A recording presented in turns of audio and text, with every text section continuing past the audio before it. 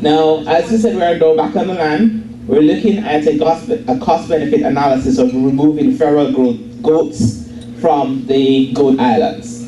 If any of you have been paying attention to the Jamaican news, you will know that this area is a point of great controversy, but we will not get into that this morning.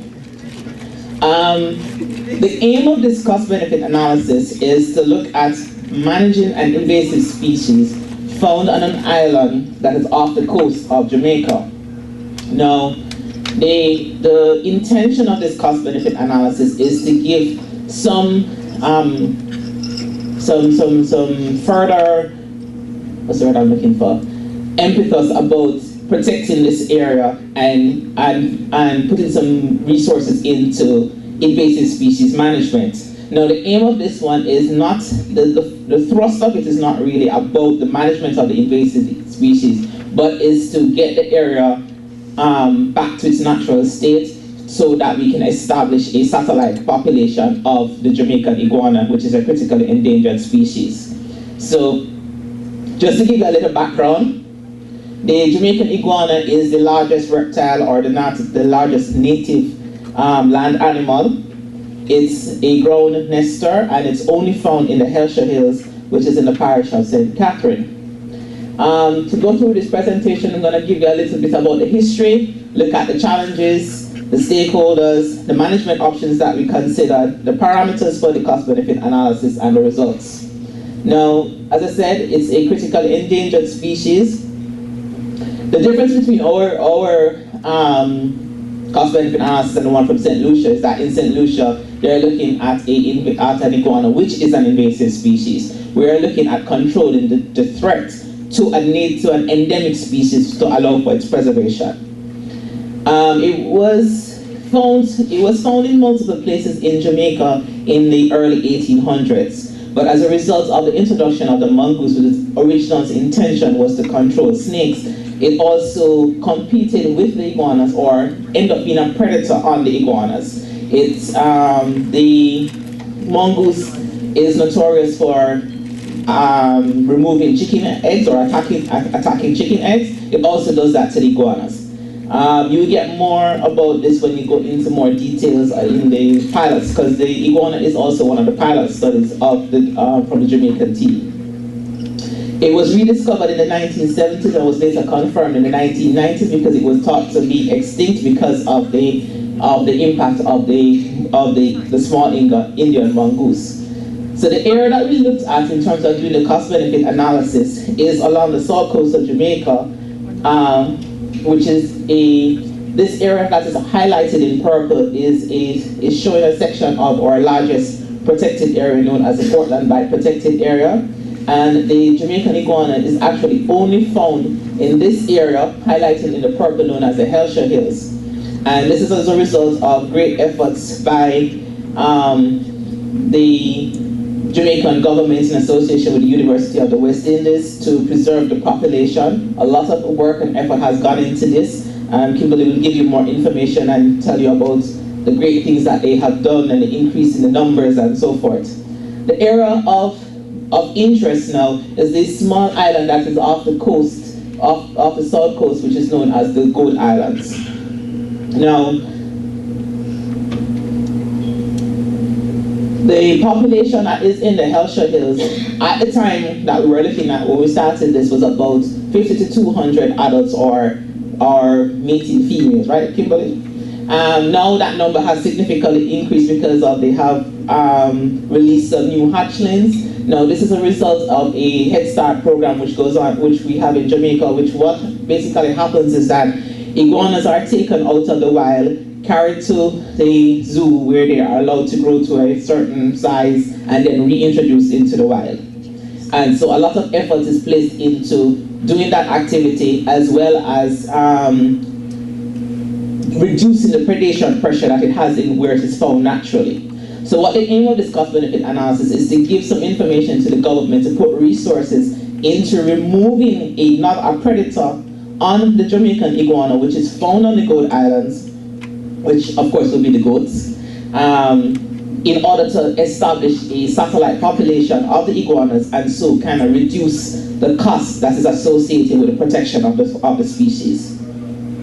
So in the Hampshire Hills, there are a variety of predators which the iguana faces, such as pigs, the mongoose as mentioned before, wild cats, wild dogs, and in the case what we are most interested in now are the goats. Now, the situation with the goats, with the threats to the iguana and habitat loss is, where in the native region where it is found, it has threats not only from the predators, but there's also other sources of man-driven threats, such as charcoal burning, so it's removing the natural habitat, land clearing for housing, farming, and other activities. Now, currently, there are a lot of groups which are involved in the protection of the species in the native area, as well as would also be helpful in allowing for the establishment of the iguana population on the Goat Islands. So these include like the Urban Development Corporation where I'm from, the National Environment and Planning Agency, University of the West Indies, a group of different stakeholders which make up an iguana recovery group. Some persons here would have gone to a meeting that they had last year, which is an international meeting. Now, on the Goat Islands, or why it's called the Goat Islands, is the fact that what happens is that you have farmers who carry carry goats from the mainland and carry them onto the Goat Islands, and so they allow them to eat the vegetation that is there, grow to the size that they want them, so that they can carry them back to the mainland and therefore consume them. This is a cheap alternative rather than having them on the mainland where you would have to then furnish them with food and so forth. So what you do is just carry them on the island, leave them, they eat the vegetation, you bring water, because this island doesn't have any natural source of fresh water. So we have to carry water to the island for the goats to be able to survive. As a result, the population increased, and as well as the fact that you have continuous movement.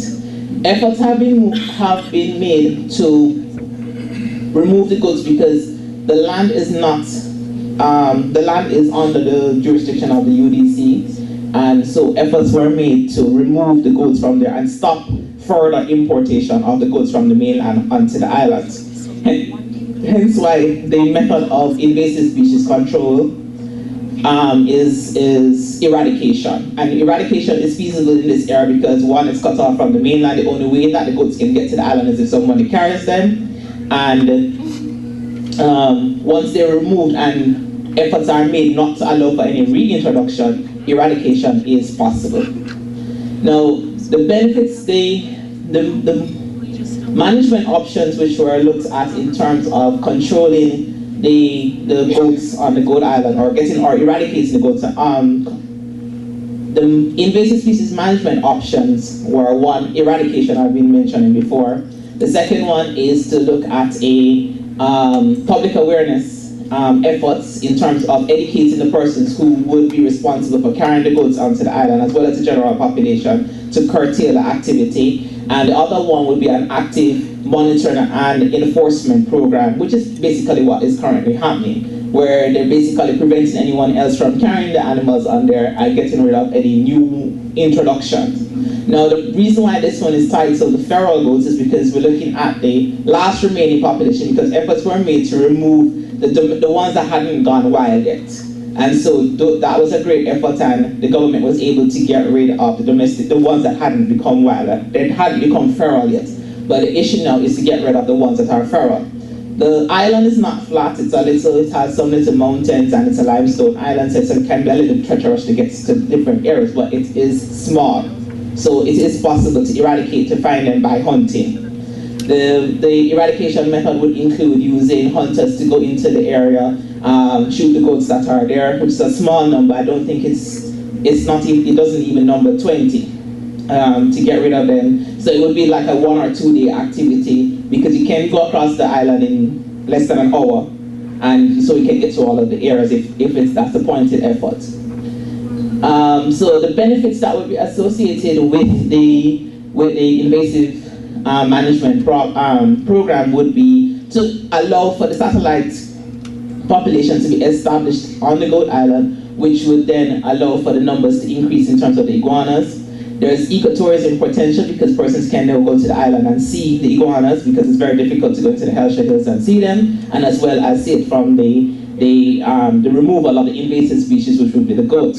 The cost associated with this is the monitoring, the Head Start program, as we mentioned before, eradication and maintenance. Now, in order to do the cost-benefit analysis, we chose a period time of 20 years and a conservative discount value of 5%.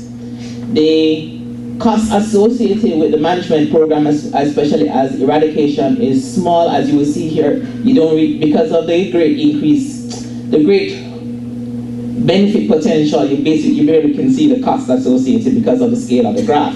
The benefits is an estimate based on the ecotourism potential based on visitation to the islands to see the iguanas. In terms of looking at it in terms of the establishment of the iguana population, the benefit value that we associated with that was basically based on avoided cost. Looking at the cost, what it takes to conserve the iguana in its present location, the efforts in terms of trapping. So looking at reducing that cost would be then translated to the benefits that would be associated from establishing the species on the Goat Island and getting rid of the predators.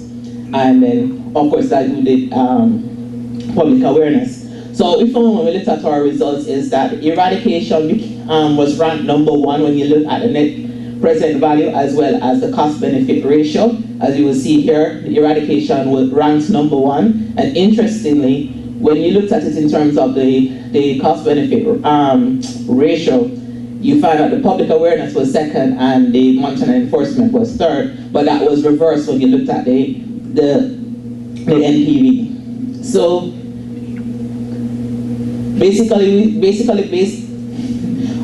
the results from this basically suggest that using eradication would be the best method of controlling the invasive species on the Goat Island and re-establishing the iguana population.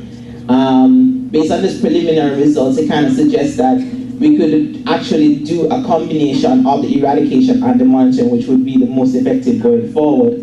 And of course, the public education is a benefit, so there's no wasted resources in any of the management options. Going forward, I know I see a feasibility study here. We have a feasibility study of the eradication process, but that was using some international intervention. We'd have to redo it and look at using local resources, and of course that would get down our cost value even better. Just going through and valuing the benefits more, because we have to get a better idea of what is the actual ecotourism potential and what would the benefits be arrived from this, as well as finding another way to, or refining the method of looking at the benefits that will be associated with the establishment of the species. Going through looking with Adam and Pike to better refine it, and I will not mention the last one. Thank you.